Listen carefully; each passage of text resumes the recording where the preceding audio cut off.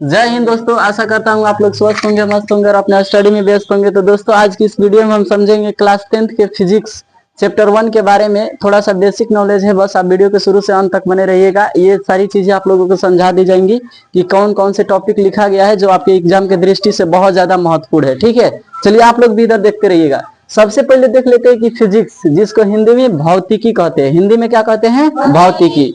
हिंदी में इसको भौतिकी कहा जाता है। भौतिकी का मतलब क्या होता है, थोड़ा सा समझिए। वैसा किसी भी वस्तु का वैसा गुण जो हमें दिखाई दे, जो हमें क्या कर दे, दिखाई दे।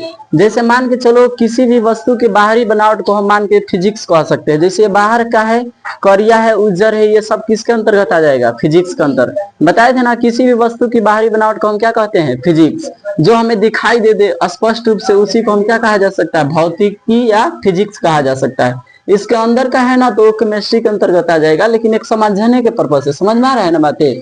तो किसी भी वस्तु का वैसा गुण जो हमें दिखाई दे या जिसको हम छू सके, स्पर्श कर सके, उसी को हम क्या कह सकते हैं? फिजिक्स।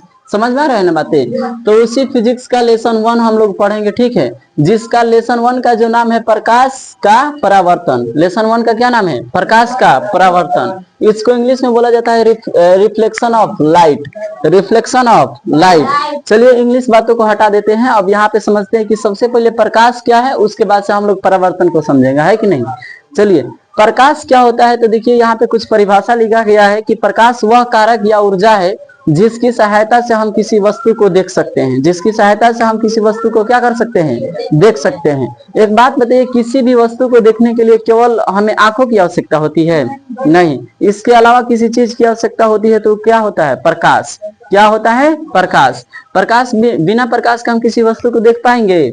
नहीं, कभी भी नहीं देख सकते हैं। तो वही कह रहा है कि प्रकाश वह कारक या ऊर्जा है जिसकी सहायता से हम किसी वस्तु को क्या करते हैं? देखते हैं। ऐसा होता तो रात के अंधेरिया में हम किसी वस्तु को देख लेते बिना प्रकाश के, केवल आंख की आवश्यकता होती तो। लेकिन आंख के साथ साथ हमें रोशनी और प्रकाश की आवश्यकता होगी, तभी जाकर हम किसी वस्तु को देखेंगे। तो ये आपके बोर्ड एग्जाम के लिए बहुत ज्यादा इंपॉर्टेंट हो जाता है कि प्रकाश क्या है। तो आप लोग लिखिएगा, प्रकाश वह कारक या ऊर्जा है जिसकी सहायता से हम किसी वस्तु को क्या करते हैं? देखते हैं। अब देखिए सवाल यहाँ पे उठ जाता है कि प्रकाश को ऊर्जा कैसे बोल सकते हैं? प्रकाश को ऊर्जा या एनर्जी इसको कैसे बोला जा सकता है? ठीक है, कई बार सवाल पूछता है कि बताइए प्रकाश को ऊर्जा क्यों कहा जा सकता है, ऊर्जा क्या होता है। ठीक है, चलिए तो इसके बाद बताइए, अगर पृथ्वी पर जितना भी फसल उग रहा है, फसल, ठीक है, धान, गेहूं, लौकी, प्याज, जितना भी पेड़ पौधा उग रहा है, तो किसके चलते उग रहा है? मालूम है आप लोगों को? क्योंकि अपना वो भोजन बनाता है सूर्य के प्रकाश से। सूर्य के प्रकाश से, सूर्य के प्रकाश से। यही फसल को धान गेहूं खा के हम लोग क्या है? जिंदा है धरती पर। जिंदा है कि नहीं? यही धान गेहूं हमारे शरीर में ऊर्जा बनाता है, एनर्जी बनाता है। चाहे पेड़ पौधों में प्रकाश संश्लेषण की प्रक्रिया द्वारा उनकी वृद्धि होता है ना। तो देखो, अगर सूर्य का प्रकाश नहीं होता तो क्या धरती पर एनर्जी बचता? नहीं। क्या पेड़ पौधे वृद्धि करते हैं? नहीं। क्या हम लोग वृद्धि करते हैं? नहीं। तो इसीलिए प्रकाश को ऊर्जा कहा गया है कि प्रकाश एक प्रकार की क्या है? ऊर्जा है। क्योंकि पृथ्वी पर जितनी भी काम हो रहा है ऊर्जा के बदौलत हो रहा है। और ऊर्जा किससे जनरेट होता है? सूर्य की प्रकाश से। अगर सूर्य की प्रकाश पृथ्वी तक न पहुंचे तो कोई भी पेड़ पौधा नहीं जमेगा। समझ में आ रहा है ना। अगर किसी पर कोई क्या करना है, छाया में रहता है ना, कोई कोई ज्यादा कस के, चाहे उस पर कोई पौधा होगा उस पर पॉलिथीन बांध देना, करिया। करिया क्या बांध देना? पॉलिथीन। छोटा सा पौधा होगा तो देखना कुछ दिन बाद मुरझा जाएगा। कुछ दिन बाद क्या हो जाएगा? मुरझा जाएगा। नहीं होगा, एकदम गारंटी के साथ है कि वो नहीं हो सकता है। एक महीना 15 दिन में वो क्या हो जाएगा? पूरा का पूरा मुरझा जाता है। मुरझा इसलिए जाता है क्योंकि सूर्य की प्रकाश उस पर नहीं पड़ता है। और जब सूर्य की प्रकाश उस पर नहीं पड़ेगा तो प्रकाश संश्लेषण की प्रक्रिया नहीं होगी, उसमें क्लोरोफिल जो है वो नहीं बन पाएगा। ठीक है, तो क्या अपना भोजन बना पाएगा? और जब नहीं भोजन बना पाएगा तो मरेगा कि नहीं मरेगा? मरेगा ना। तो जितना भी धरती पर फसल वगैरह सब कुछ उगता है तो वो सूर्य के प्रकाश से ही उगता है। ठीक है, अगर सूर्य की प्रकाश नहीं रहेगी तो हमारे धरती पर ऊर्जा बनना असंभव है। इसीलिए प्रकाश को एक क्या बोला गया है? ऊर्जा बोला गया है। समझ में आ रही ना बातें। तो बस प्रकाश की परिभाषा आप लोगों को इतना ध्यान में रखना है कि प्रकाश वह कारक या ऊर्जा है जिसकी सहायता से हम किसी वस्तु को क्या करते हैं? देखते हैं। अब एक बार और सवाल पूछी जा सकती है आप लोगों से कि प्रकाश की चाल कितनी होती है, यानी स्पीड ऑफ लाइट। ना। तो दुनिया में सबसे तेज चाल अगर किसी का होता है, माने चलने की गति को क्या बोलते हैं? चाल। माने कितना तेज से चलता है ना। तो दुनिया में सबसे तेज अगर कोई वस्तु कोई चलता है तो प्रकाश ही चलता है। कौन चलता है? प्रकाश। सोचो 3 × 10⁵ मीटर प्रति सेकेंड, कहने का मतलब 3 लाख किलोमीटर पर सेकेंड वो चल जाता है। 1 सेकेंड में कितना लाख किलोमीटर कैप्चर करता है? 3 लाख किलोमीटर। कितना लाख किलोमीटर? 3 लाख। सोचो 1 सेकेंड, अगर हम लोग 1 सेकेंड कितना समय होता है? पहले 3 लाख किलोमीटर हिल गया वो। हाँ, 1 सेकेंड की बात कर रहे हैं। अब सोचो इतना किलोमीटर अगर 1 सेकेंड में हिल रहा है, तो अभी ना सूर्य से पृथ्वी तक की दूरी लगभग कितना है?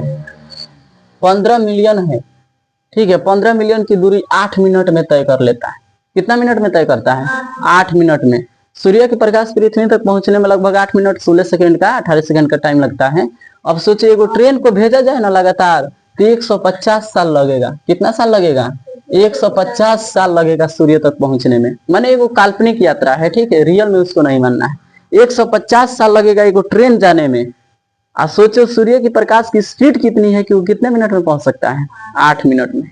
समझ में आ रहा है ना? तो सोच के देखिए, अगर 150 किलोमीटर की स्पीड से जाए वो ट्रेन, तो उसको 150 साल लग सकता है। सोच के देखो, आप सूर्य की प्रकाश की स्पीड इतनी दुनिया में तेज है कि वो साफ 8 मिनट कुछ सेकंडों में पहुंच जाता है। तो दुनिया में सबसे ज्यादा अगर किसी का चाल है, चाहे तेजी चलता है, तो कौन चलता है? प्रकाश। कौन चलता है? प्रकाश। आप लोग देखे होइएगा कि जब भी बिजली तड़कती है, तो उसमें सबसे पहले आप लोगों को बिजली दिखाई देती है कि आवाज सुनाई देती है? पहले आवाज सुनाई देता है, उसके बाद बिजली दिखाई देता है कि नहीं दिखा? तो आप देखिए, बिजली की जो होती है ना, लाइट की प्रकाश जो होता है, इसकी जो गति होती है बहुत ज्यादा तेज होती है। पहले आप लोगों को प्रकाश दिखाई देगा, तब जाके बिजली बाद में तड़कता है। पहले क्या दिखाई देगा? प्रकाश। पहले उग जाएगा तड़क दे, तब उसके बाद धड़ाम दे बजता है। ठीक है, तो इतना ध्यान रखना कि पहले प्रकाश की गति दुनिया में सबसे ज्यादा है। इसके इतना तेज कोई भी नहीं है। चीता भी है ना, तेंदुआ, वो भी नहीं दौड़ता है उतना तेज। वो तो नॉर्मल सा हो जाता है भाई। जो इतना किलोमीटर 1 सेकेंड में तय करता है, उसकी स्पीड बहुत ज्यादा होती है। तो प्रकाश, उम्मीद करता हूँ कि समझ में आया होगा। अब अगला टॉपिक देख लेते हैं कि प्रकाश स्रोत क्या है। प्रकाश स्रोत। प्रकाश स्रोत क्या कहते हैं? कि जहां से प्रकाश प्राप्त होता है उसको हम प्रकाश स्रोत कहते हैं। जहां से प्रकाश हमें प्राप्त होता है उसे क्या कहते हैं? प्रकाश स्रोत। जैसे कि मान के चलिए, हमें कहाँ से प्रकाश प्राप्त होता है? सूर्य से। सूर्य से होता है कि नहीं होता है? और सूर्य से दिन में लाइट होता है कि नहीं हो जोरा? ठीक है, तो ये प्रकाश स्रोत हो जाएगा। लाइट, आपके घर में लाइट वगैरह होगा, टॉर्च, चाहे विद्युत बल्ब होगा, ठीक है, जलता हुआ, तो उससे आप लोगों को प्रकाश प्राप्त होता है, प्राप्ति होती है, उसीलिए उसको हम प्रकाश स्रोत बोल सकते हैं। यानी जहां से हमें प्रकाश मिले उसी को हम क्या बोल सकते हैं? प्रकाश स्रोत। समझ में आ रही है ना बातें? कि जिस बिंदु से हमें प्रकाश मिले उस बिंदु को हम प्रकाश स्रोत कहते हैं। ठीक है, किसी को इसमें कोई दिक्कत?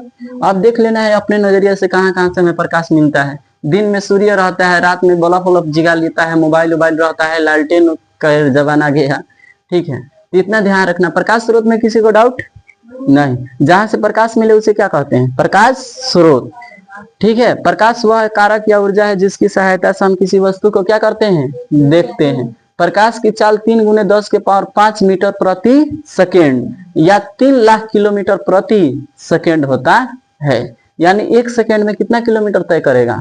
3 लाख किलोमीटर 1 सेकेंड में। सोच के देखो। चलिए अब देख लेते हैं कि प्रदीप्त या दीप्तिमान वस्तुएं किसे कहते हैं। ये आपके ऑब्जेक्टिव में पूछा जाता है। ठीक है, इसको थोड़ा सा देख लीजिएगा। प्रदीप्त या दीप्तिमान वस्तुएं किसे कहते हैं? तो वैसा वस्तु जो प्रकाश उत्सर्जित करता है उसे हम क्या कहते हैं? प्रदीप्त या दीप्तिमान। जो वस्तु प्रकाश उत्सर्जित करेगा यानी प्रकाश जिससे निकलेगा ना, उसी को हम प्रदीप्त या क्या कह सकते हैं? दीप्तिमान। अब देखना, सूर्य से प्रकाश निकलता है तो ये प्रदीप्त वस्तु हो जाएगा। कौन सा वस्तु हो जाएगा? प्रदीप्त। चलो, बल्ब से प्रकाश निकलता है तो ये प्रदीप्त हो जाएगा। चलो, उसके बाद से मोमबत्ती से प्रकाश निकलता है, ये क्या हो जाएगा? प्रदीप्त। कौन सी वस्तु हो जाएगा? प्रदीप्त। अब दूसरा देख लेते हैं, लास्ट वाला जो है, अप्रदीप्त वस्तुएं किसे कहते हैं? तो वैसी वस्तुएं जिससे हम लोगों को प्रकाश उत्सर्जित नहीं होता उसे हम कौन सी वस्तु कहते हैं? अप्रदीप्त। जिससे हमें प्रकाश उत्सर्जित नहीं होता उसे कौन सी वस्तु कहते हैं? अप्रदीप्त। जैसे मान के चलो, टेबल से प्रकाश निकलेगा हो? नहीं। निकलेगा? नहीं। कुर्सी से निकलेगा? नहीं। ईंटा से? नहीं। किताब से? अगर इन सारी चीजों से अगर प्रकाश निकलता तो हम लोग रात में कुर्सी लेकर घूमते। समझ में आ रहा है बातें? रात में नहरिया में कुर्सी हटा हो लाइट बर ले समझ में आ रहा है बातें ना? तो ये सारी चीजें हैं, ये अप्रदीप्त वस्तुएं हो जाती है। कौन सी वस्तुएं हो जाती है? ऐसा होता तो लाइट भागता तो किताबों की जगह लेता आदमी ना। चलो, ये प्रदीप्त वस्तु है। तो जिन वस्तुओं से हमें प्रकाश उत्सर्जित हो या चाहे प्रकाश की प्राप्ति हो उसे हम प्रदीप्त या दीप्तिमान कहते हैं। ठीक है। जिन वस्तुओं से प्रकाश का उत्सर्जन न हो या प्रकाश की प्राप्ति न हो उसको हम अप्रदीप्त क्या कहते हैं? अप्रदीप्त। बातें समझ में आ रही है ना?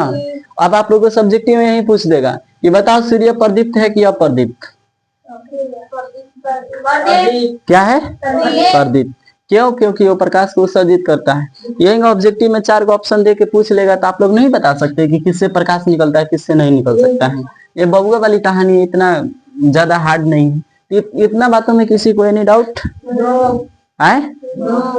किसी को कोई प्रॉब्लम है? याद हो जाएगा? चलिए, तो उम्मीद करता हूँ कि ये सारी चीजें आप लोगों को समझ में आई होगी। तो प्लीज हमारे चैनल को सब्सक्राइब कीजिए और वीडियो को लाइक कीजिए और ज्यादा से ज्यादा अपने दोस्तों में शेयर कर दीजिए ताकि और भी लोग इसका लाभ उठा सकते हैं। तब तक के लिए जय हिंद, जय बिहार।